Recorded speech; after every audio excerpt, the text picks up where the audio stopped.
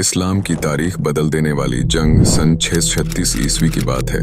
फारस की ताकतवर सासानी सल्तनत, जिसका हुक्मरान यजदगर्द सूम था, अपनी शान और शोहरत में मशहूर थी। सदियों से ये अजीम सल्तनत अपने मजबूत फौजी निज़ाम और पुरानी तहजीब के लिए जानी जाती थी।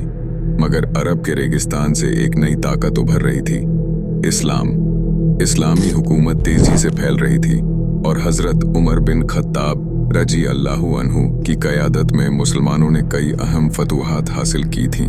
फारस के पश्चिम में इस्लामी सल्तनत बाइजेंटाइन इलाकों को फतह कर चुकी थी, लेकिन फारस की अजीम ताकत अब भी कायम थी।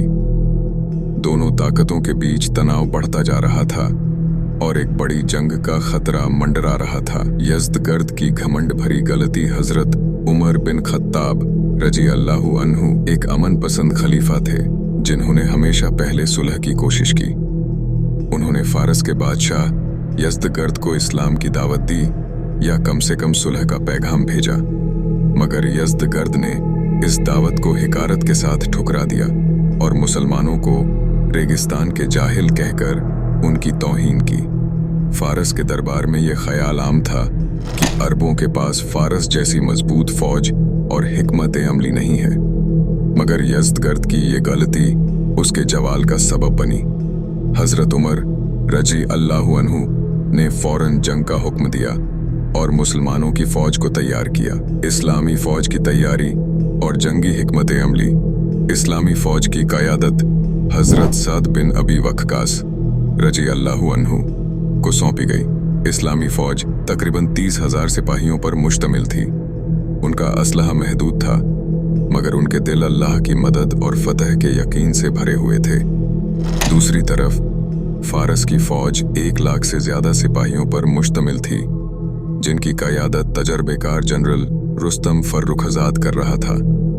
फारसी फौज के पास जंगी हाथी भी थे, जो दुश्मन को डराने और सफ़ों को तोड़ने के लिए इस्तेमाल किए जाते थे। जंग का मैदान कहादिसिया, जो फुरात के करीब वाक़े था, इस जंग का मैदान बना। जंग का पहला दिन इंतहाई सख्त था। फारसी फौज अपनी ताकत के साथ हमला आवर हुई और उनके जंगी हाथियों ने मुसलमानों के लिए मुश्किलात पैदा की। हाथियों की मौजूदगी ने इस्लामी फौज को दबाव में डाल दिया, मगर हजरत सअद रजी अल्लाहु अन्हु और उनके कमांडरों ने एक नई हिकमत अमली तैयार की। मुसलमानों ने हाथियों की आंखों और टांगों को निशाना बनाना शुरू किया, जिससे हाथी बेकाबू हो गए और वापस फारसी सफ़ों की तरफ भागने लगे। इस हिकमत अमली ने फारसी फौज को हिलाकर रख दिया। रुस्तम का अंजाम और जंग का फैसला कुन लम्हा, चौथे दिन की लड़ाई फैसला कुन साबित हुई। इस्लामी फौज ने अल्लाह का नाम लेकर फारसियों पर एक जबरदस्त हमला किया।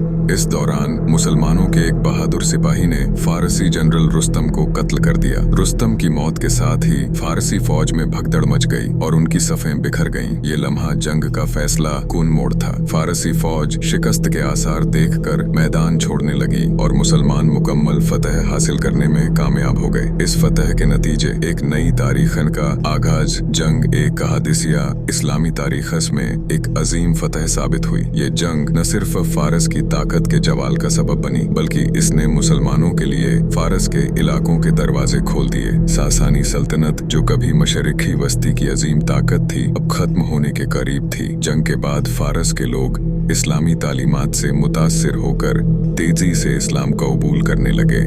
हजरत उमर रजी अल्लाहु अन्हु की क़यादत में इस्लामी खिलाफत ने इंसाफ, भाईचारे और बराबरी के उसूलों पर मबनी हुकूमत कायम की, जिसने लोगों के दिल जीत लिए।